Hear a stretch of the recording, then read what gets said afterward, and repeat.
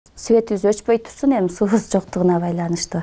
Гүлмира Молдобаева Майлуу Суу шаарынын тургуну. Ал 13 январдан бери үйүн электр энергиясы менен жылытат. Жылытуунун башка булагы жок. Анткени катуу суукта аталган шаардагы суу түтүктөр тоңуп, жылуулук берүү үзгүлтүккө учураган. Мындан улам бул шаарда электр жарыгын колдонуу 2 эсе өскөн.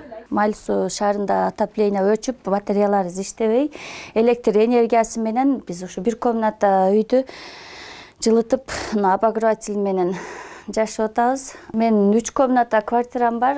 Ал 3 комнатаны жылытканга электриктер энергияны үнөмдөгүлө дегенине байланыштуу биз бир эле комнатаны балдар менен жылытып жашап атабыз. Светибиз өчпөй турсун. Жылдагыга салыштырмалуу аба ырайы кескин төмөндөп, анын алкагында электр энергиясынын керектөө жогорку көрсөткүчкө жетти.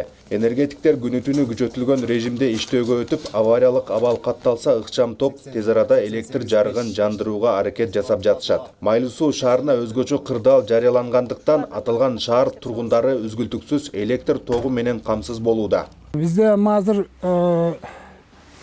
критический абалыбызды билесиңер. Ысык суубуз жок, устак суубуз жок, отоплениябыз жок. Бир Кудайдан ушу светтен гана үмүт кылып, ушу свет менен азыр неме кылып турабыз. Көп балалуулар кээ бирдери 2-3 плиталардан коюп атат. Ошо коюп атса дагы ушул немеде, ушу подстанция көтөрүп атканына өтө уже чоң ийгилик десе болот да. 400 чыгып атат, 5 фаза. 400.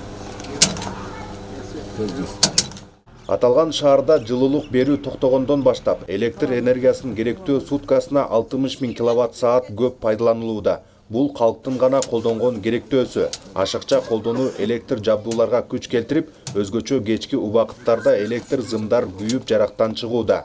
Ага карабастан, нөөмөттө турган адистер күн түнгө карабай, калыбына келтирүү иштерин жүргүзүшүүдө.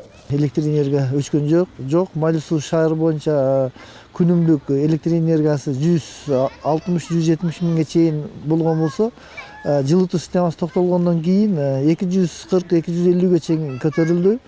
Бүгүнкү күндө ошол электр энергиянын бүт элдин ошо электр энергия турганына карабастан Майлуу Суу ретинин кызматкерлери 2 бригада түнү күнү ушул жерде дежурить этип, бир бригада менен ушул жерде кызмат кылып.